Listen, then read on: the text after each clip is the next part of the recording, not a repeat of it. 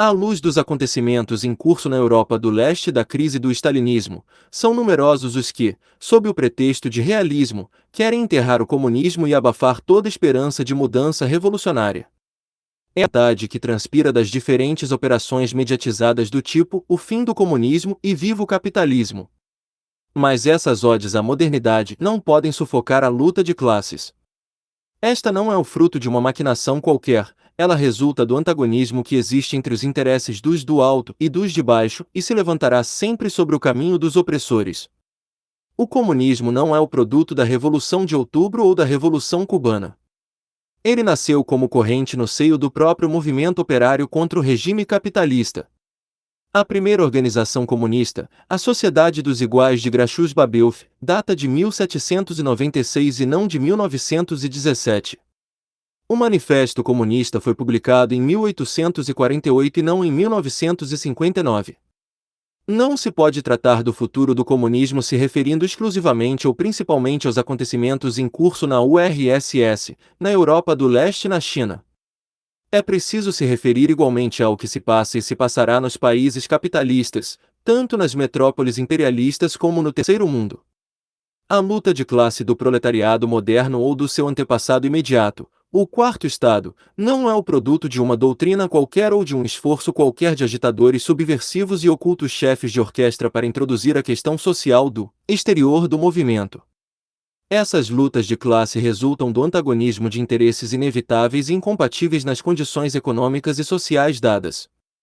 É a prática da luta de classes que leva à doutrina da luta de classes, e não o inverso. Hitler espumava de raiva falando da doutrina marxista judaizada da luta de classes. Mas ao suprimir os sindicatos e todas as organizações operárias, proclamando os patrões como sendo os únicos mestres a bordo das companhias em nome do princípio do chefe, Führerprinzip, ele colocou em prática uma luta de classe implacável e terrorista contra os assalariados em favor dos capitalistas. A senhora Thatcher detesta sinceramente a doutrina da luta de classe. Mas ela pratica a luta de classes tal como respira, 24 horas, pois seus métodos são mais violentos que os de Hitler.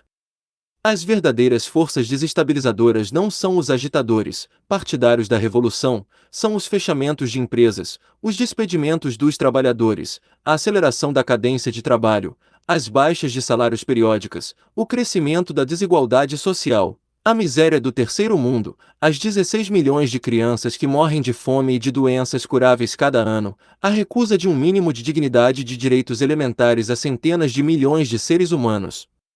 As forças sociais que agem nesse sentido não o fazem por malvadez ou cegueira inata. Elas fazem-no porque a lógica implacável da sociedade capitalista leva-os a agir dessa maneira, sob pena de perder suas fortunas e possibilidades de as aumentar, quer dizer, de acumular capital. Eis porque haverá luta de classes proletária enquanto o capitalismo subsistir. Eis porque esta luta de classes libertará sempre uma corrente política que não se contentará em lutar por reivindicações imediatas, mas procurará também combinar tais lutas com o esforço para substituir o capitalismo por uma sociedade mais humana. Eis porque o futuro do comunismo está assegurado enquanto subsistir o capitalismo. Além disso, sobre o capitalismo paira uma maldição à qual não pode escapar. Não somente suas contradições internas tendem periodicamente a se exacerbar e levar a crises explosivas de toda a espécie, mas sobretudo ele pode crescer e desenvolver sem crescer e a desenvolver também o proletariado, quer dizer, seu próprio coveiro potencial. A força crescente desse proletariado, que resulta do desenvolvimento do próprio capitalismo, funda o futuro do comunismo. Há hoje muito mais salariados por esse mundo afora que no passado. Quem pode mudar a sociedade? O comunismo é uma corrente específica do movimento operário que visa uma mudança radical da sociedade, o aparecimento de uma sociedade sem classes. Desde então, seu futuro depende antes de tudo da resposta a duas questões: há no seio da sociedade burguesa uma força social capaz de realizar semelhante transformação? Esta força social se compromete, pelo menos periodicamente, nesta via? Com efeito, o proletariado moderno representa tal força. Ele se distingue de todas as outras classes da sociedade burguesa e pré-capitalista pelo fato de ter precisamente essas duas qualidades. Ele as adquire progressivamente pelo fato mesmo devido à sua situação no seio do capitalismo e das reações que esta suscita nas suas fileiras. Não há nesta constatação nenhuma idealização do proletariado, nem nenhuma interpretação abusiva das suas aspirações ou lutas correntes. A classe operária moderna, não é espontaneamente nem instintivamente comunista. Suas aspirações e suas lutas correntes visam em geral objetivos imediatos, o que não significa que elas sejam sempre exclusivamente ou mesmo principalmente econômicas e dois. Muitas vezes, elas não visam uma mudança radical da sociedade. Mas elas se distinguem das aspirações e lutas de todas as outras classes sociais pela sua capacidade de organização e ações coletivas crescentes. A experiência ensina sempre aos assalariados que, confrontando os burgueses como indivíduos, eles serão invariavelmente derrotados, esmagados. É pela ação coletiva que eles têm a possibilidade de sucesso na defesa de seus próprios interesses. Esta tendência instintiva do proletariado moderno pela ação e organização coletivas inculca-lhe pouco a pouco capacidades espetaculares de cooperação e de solidariedade que se opõem diametralmente aos valores burgueses do egoísmo e da luta de todos contra todos. Livremente associados. O regime de propriedade e de enriquecimento privados funda-se na concorrência feroz, os fracos esmagam os fracos. A luta operária suscita a supressão gradual da concorrência no seio do proletariado, os fortes se batem para melhorar a sorte dos fracos. Assim se desenvolve uma mentalidade e regras de comportamento diametralmente opostas às da burguesia. Marx sucintamente resumiu esta evolução ao falar da economia política do proletariado que se opõe diametralmente à economia política da burguesia. Trata-se somente de uma tendência histórica de forma alguma permanente ou retilínea. Ela é frequentemente parada e derrubada pelas tendências opostas. Ela se realiza mais facilmente ao nível de uma empresa que em um ramo de indústria, ao nível de um ramo de indústria que ao nível nacional, entre assalariados masculinos que entre homens e mulheres, em nível nacional que em nível internacional. Os sucessos obtidos reforçam-na geralmente, mas nem sempre. Graves derrotas o enfraquecem. Mas a tendência secular vai no sentido do reforço e não do enfraquecimento da organização, da cooperação e da solidariedade entre assalariados. Comparemos a força numérica dos sindicatos, digamos em 1850, em 1990, em 1950 ou em 1990, a amplitude de suas ações, incluindo as greves gerais, para nos apercebermos que à escala mundial, com algumas exceções, a tendência ascendente se mantém. Ora, o socialismo implica precisamente a reconstrução da sociedade na base da cooperação e da solidariedade livremente aceitas, não impostas pela obrigação vinda de onde quer que seja, qualidades que o proletariado adquire no seio das suas próprias organizações. Ele se identifica com a regra dos produtores livremente associados, para retomar outra fórmula de Marx. O proletariado junta a essas qualidades, que lhe inculca a sociedade burguesa, a força econômica e social potencial de realizar esta reconstrução. Ele é capaz de parar de uma só vez todos os mecanismos da produção e da distribuição. É ele, e somente ele, que produz as riquezas. 3. O potencial não foi reduzido, mas aumentou com a terceira revolução industrial. Com efeito, os salariados do setor da energia, das telecomunicações, da eletricidade, dos bancos, do ensino, da saúde, constituem hoje cada vez mais um dos principais pilares do movimento sindical, ao mesmo tempo em que os assalariados do setor público no seu conjunto. Sua reação é muitas vezes mais efetiva que a dos assalariados das minas, da siderurgia, do automóvel ou da construção mecânica para paralisar a economia capitalista. Periodicamente, o que não significa constantemente, nem por todo lado ao mesmo tempo, todos os 10 anos, todos os 20 anos, em tal ou tal país ou grupo de países, o proletariado conduz greves de massas, sejam greves espontâneas, ou greves de massas ativas, no decurso das quais os assalariados retomam a produção sob a sua própria direção. Desde a Revolução de Outubro 1917, esta forma de luta de classe proletária se manifestou sucessivamente na Rússia, na Finlândia, no Estado espanhol, ou na Bélgica, na Tchecoslováquia, na Alemanha, na Itália, na França, em vários países da América do Sul, sobretudo na Argentina, Chile, Bolívia, na Hungria, em 1956, de novo na Itália, na França, na Bélgica, em Portugal e na Polônia. Ela surge, mesmo de forma embrionária, das greves que se desenvolvem presentemente na URSS. Amanhã, ela aparecerá sem dúvida em vários países da Europa do Leste. Levada ao seu ponto final, a greve de massas ativa afronta a autoridade do capital tanto ao nível das empresas quanto ao nível do Estado. Ela põe a questão do poder. Quem decide? Quem governa? A burguesia, a leste, a burocracia ou o proletariado? Ela exprime assim o avanço instintivo dos assalariados para reconstruir a sociedade sobre novas bases. O futuro do comunismo está firmemente ancorado nesse avanço. Como ele se manifestou regularmente há mais de 70 anos, como as causas que o suscitam subsistem inteiramente 4, não há nenhuma razão em supor que ele não se manifestará nos anos e décadas futuras. O stalinismo não é o produto da revolução. O comunismo e o socialismo revolucionário não são sobretudo nenhum projeto, nenhuma teoria, nenhuma doutrina. Eles são principalmente o movimento real de emancipação das classes trabalhadoras, que vai objetivamente no sentido da criação de uma sociedade sem classes. Mas eles são também um projeto consciente, portanto uma teoria que torna o movimento elementar de classe mais consciente dele próprio. A criação de uma sociedade sem classes pressupõe, com efeito, um esforço consciente da grande maioria dos assalariados e de seus aliados. Ela se identifica também com a tentativa de submeter a vida social e econômica ao controle consciente do gênero humano. Tal controle consciente é impossível sem uma teoria sobre o objetivo a atingir e os meios de lá chegar. É por este motivo que toda essa barulheira sobre o fim do comunismo não é simplesmente uma mistificação, mas comporta um problema real. No seguimento da propaganda mentirosa das burocracias stalinistas e comunistas dos países capitalistas e da burguesia internacional com fins próprios, o projeto comunista foi identificado aos olhos do proletariado internacional e de uma boa parte da opinião pública internacional em geral com um pretenso socialismo realmente existente na URSS, na Europa do Leste, na China, na Coreia do Norte e noutros lugares. Como a crise de todas essas sociedades explode hoje à vista de todos, das ideologias burguesas, sociais-democratas e neossociais-democratas nos países pós-capitalistas, podem, a partir desta crise incontestável, proclamar a falência do comunismo, a falência do marxismo.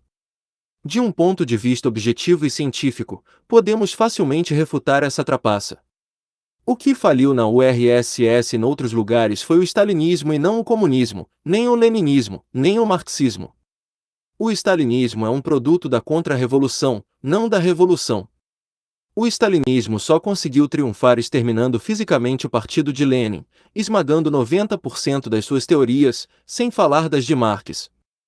O fato de os despotas como Stalin e seus sucessores se referirem ainda formalmente a Lenin e Marx 5 não justifica de forma nenhuma sua identificação com os arautos da emancipação. Como o fato do déspota Bonaparte se referir ainda à Revolução Francesa não justifica a tentativa de tornar os autores da Revolução Francesa e da Declaração dos Direitos do Homem, ou ainda os jacobinos, responsáveis pela corrupção termidoriana, pelo terror branco, pela supressão das liberdades democráticas e por centenas de milhares de vítimas das guerras napoleônicas.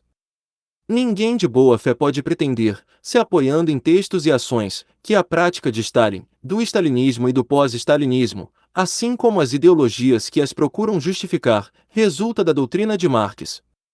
O que está em crise na URSS, na Europa do Leste, na China e noutros lugares não é a planificação socialista, impossível sem democracia socialista, sem pluralismo político, sem exercício do poder pela massa dos produtores. O que está em crise é a planificação burocrática, pela burocracia e para a burocracia, marcada pelas enormes desproporções acumuladas, e, portanto pela não planificação, pelo desperdício enorme, por uma hipertrofia das despesas improdutivas, pela redução das despesas sociais da coluna das despesas residuais, pelo abafamento da iniciativa criadora e do sentido de responsabilidade dos produtores. Mas essa crise se produz no quadro de sociedades profundamente modernizadas, enquanto que elas eram outrora subdesenvolvidas. Ela se combina com um aumento geral do nível de qualificação e de cultura. Isso torna tanto mais intolerável o despotismo burocrático, criando também melhores condições para o ultrapassar. Porém, O comportamento e a mentalidade das massas trabalhadoras não dependem dos conhecimentos científicos, mas da experiência de vida e de luta, refletidas pelas influências ideológicas, políticas e lealdades organizacionais. Não há massas virgens de influências desta natureza.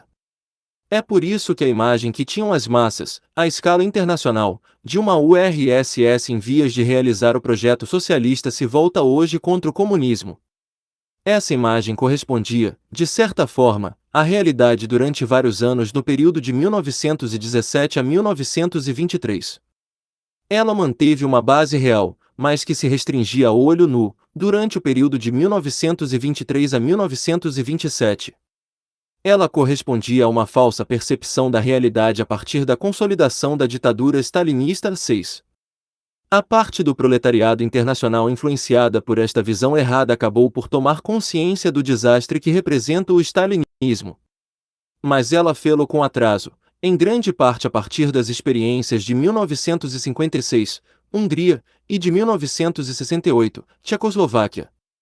A tese segundo a qual o desencantamento das massas em relação à realidade soviética seria o produto da propaganda imperialista, seja das revelações de Khrushchev ou da dinâmica de democratização desencadeada por Gorbachev, não tem nenhum fundamento real. A propaganda anticomunista foi muito mais virulenta durante os anos que se seguiram à Revolução de Outubro.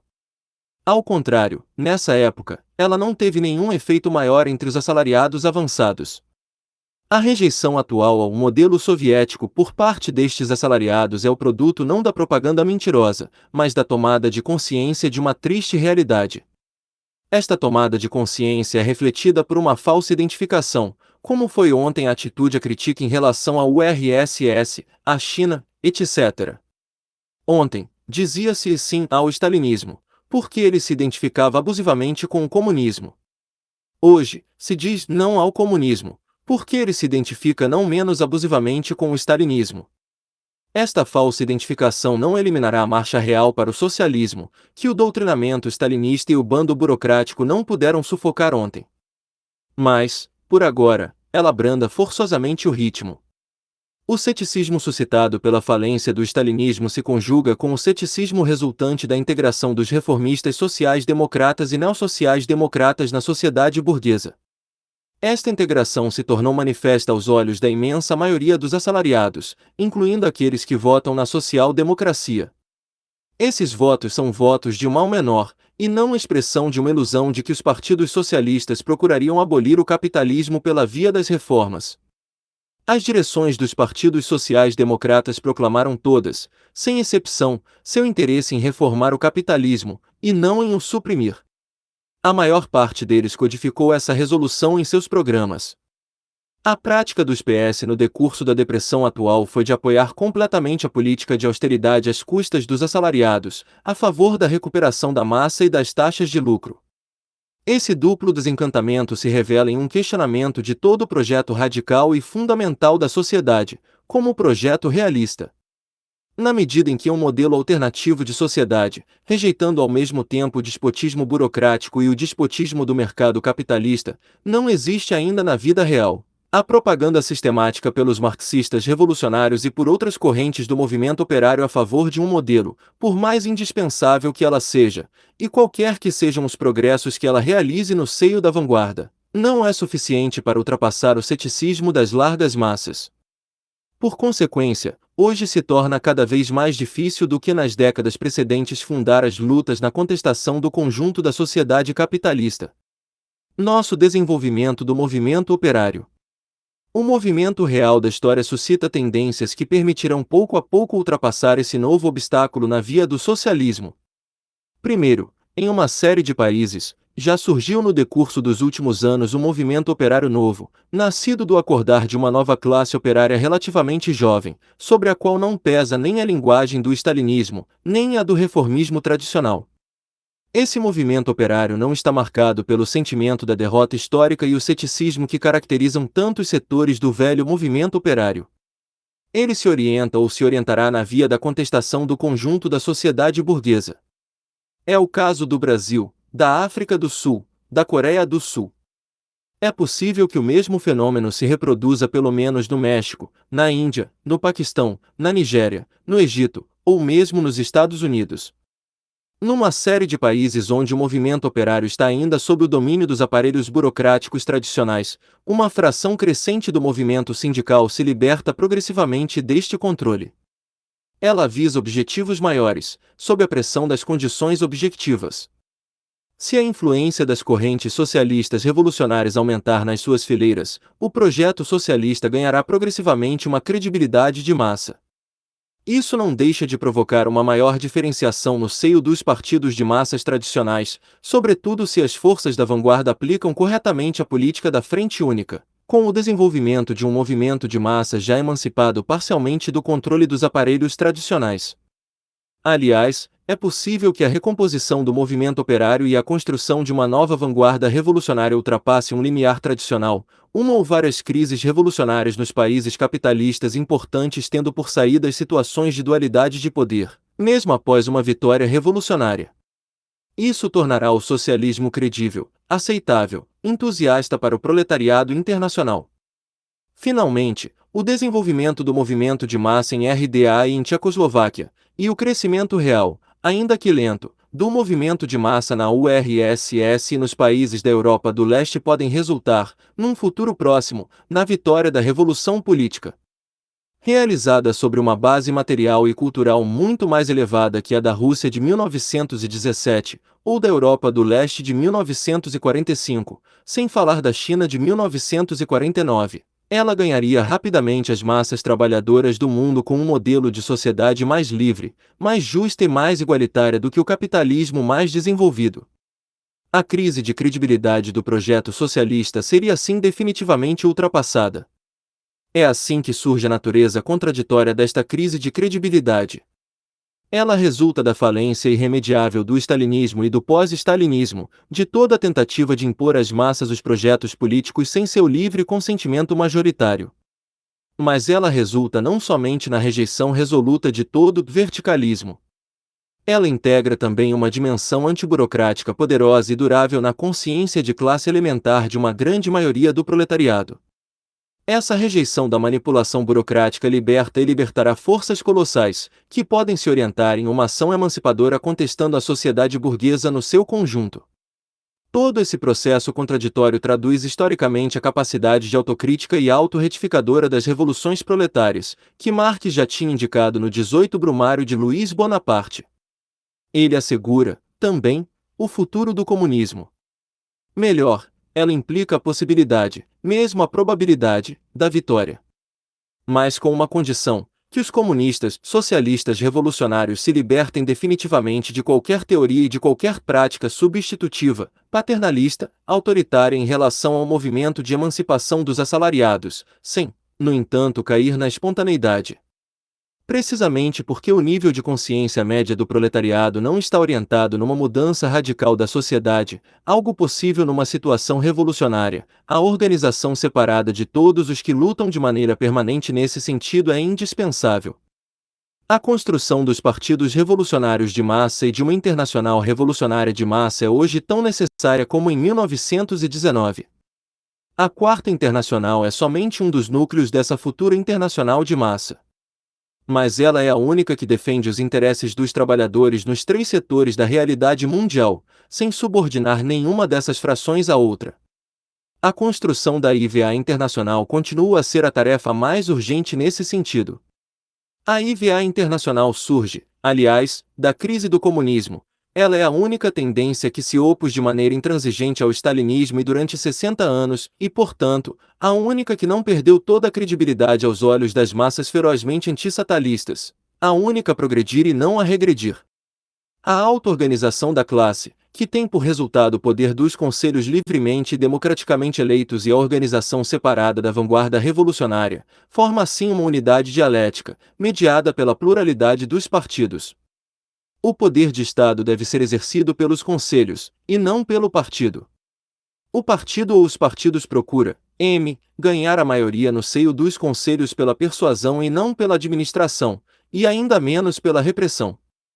Seus únicos trunfos devem ser, um grau de atividade mais apoiado contínuo, mais a serviço de sua classe, um estilo de vida sem privilégios, uma capacidade de colocar em prática constantemente em conformidade com seus princípios, Uma lucidez política maior fundada sobre a compreensão teórica das leis que governam a construção da sociedade sem classes.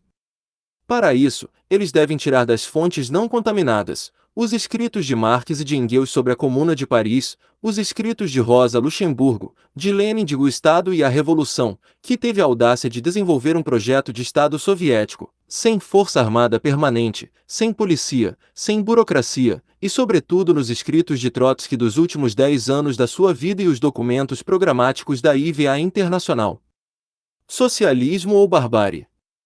Mas toda essa riqueza teórica deve ser considerada não como uma verdade revelada definitiva, mas como sujeita ao teste das experiências revolucionárias e contra-revolucionárias novas. A palavra mais sábia pronunciada por um revolucionário sobre revolucionários foi a de Marx, na sua terceira tese sobre Feuerbach: os educadores devem ser educados e reeducados. O futuro do comunismo depende em última análise da assimilação desta verdade fundamental pelos comunistas. O comunismo é a aspiração a uma sociedade mais humana e mais justa para a grande maioria do gênero humano. É a aspiração a uma sociedade qualitativamente superior à sociedade capitalista. À medida que se mostram as contradições internas que rasgam esta última, e as crises sucessivas nas quais essas contradições se concretizam, a sociedade socialista sem classes surge também como uma sociedade qualitativamente mais racional. O balanço do capitalismo do século XX não é somente o nível de vida da metade da população americana ou a seguridade social da Suécia ou da RFA, em boa parte, aliás, conquistada pelo movimento operário contra a resistência dos capitalistas. É também a enorme miséria de 80% dos habitantes do terceiro mundo. São também as duas guerras mundiais que custaram perto de 100 milhões de mortos. São também as 120 guerras locais que nos foram impostas desde 1845. Só a guerra local desencadeada pelas agências pró-imperialistas de Moçambique custou 90 mil mortos. São também duas graves depressões econômicas. É também o fascismo, numerosas ditaduras militares e semifascistas. É também a tortura institucionalizada em mais de 50 países. Os marxistas, a começar por Rosa Luxemburgo, tinham razão em resumir o futuro da humanidade, desde o início do século XX, pela fórmula socialismo ou barbárie. Antes de mostrar sua face odiosa nos crimes nazis, a ascensão da barbárie se tinha já manifestado nos crimes do colonialismo, incluindo os do militarismo japonês, e nas doutrinas racistas que as apoiavam. O capitalismo industrial se desenvolveu desde o início como uma combinação de progresso e de regressão, de forças produtivas e de tendências destruidoras. 7. As primeiras prevaleceram sobre as segundas. Mas, com a emergência da era imperialista, as segundas começaram a igualar, depois a ultrapassar as primeiras. O desenvolvimento das forças produtoras, tanto mecânicas como humanas, não para definitivamente. Ele pode mesmo conhecer um desenvolvimento excepcional, como foi incontestavelmente o caso durante o período que foi do fim dos anos 40 ao princípio dos anos 70, em alguns países semi-industrializados, os anos 70 e o início dos anos 80. Mas o preço pago por esse desenvolvimento se torna cada vez mais exorbitante. A expressão mais clara dessa reviravolta de tendência foi o aparecimento das armas nucleares e biológicas no decurso da Segunda Guerra Mundial. Seu emprego massivo implicaria, e implica desde 1945, a destruição física do gênero humano. A multiplicação das centrais nucleares contém esse mesmo risco mesmo em caso de guerra convencional a grande escala. Impedir guerras mundiais ou continentais, tanto nucleares como convencionais, se torna desde então o objetivo estratégico número 1 do movimento operário, incluindo a sua componente comunista, socialista revolucionária. Gorbachev exprimiu esta nova necessidade com um certo atraso em relação aos marxistas revolucionários, que por sua vez a compreenderam com atraso em relação à realidade objetiva. A partir do aparecimento dessas armas, a guerra deixou de ser a continuação da política por outros meios. Ela se torna a negação absoluta de toda a política. A humanidade reduzida à poeira nuclear não é mais sujeito de qualquer prática, incluindo a prática política. Mas esta visão transforma o interesse que têm atualmente os dirigentes do imperialismo em moderar o crescimento das despesas militares, que é o fundamento dos acordos parciais de desarmamento, que é necessário apoiar e estender, em uma tendência permanente de desarmamento universal. Ela é totalmente realista. Ela subestima os efeitos bárbaros das agressões e guerras locais desencadeadas pelo imperialismo. Ela subestima o risco implícito devido ao peso do complexo militar industrial no seio da burguesia. Ela subestima as tendências para o desenvolvimento das despesas militares em suas fases de depressão econômica. Ela subestima o risco de ver aparecer no seio da sociedade burguesa, em caso de crises agudas que levem ao esmagamento do movimento operário, de dirigentes políticos nihilistas prontos a jogar tudo por tudo, incluindo as implicações para eles próprios, como Hitler.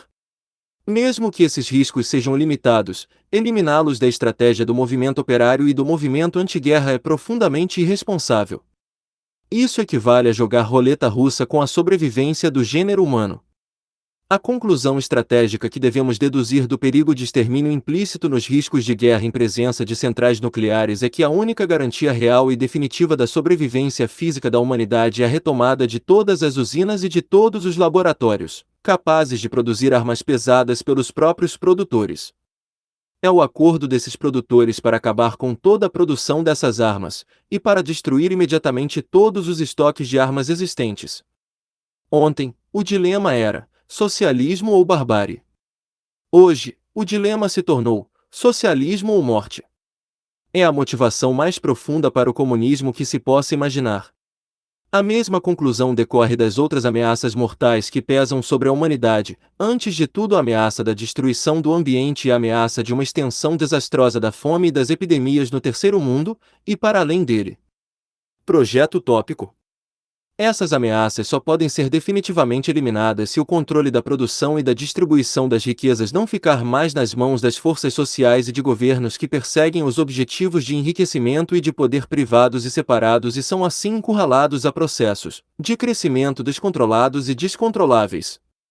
Eles devem passar para as mãos dos assalariados e de seus aliados, o campesinato trabalhador, que tem vontade e capacidade de subordinar todo interesse parcial e todo crescimento descontrolado à cooperação solidária no interesse da humanidade trabalhadora no seu conjunto.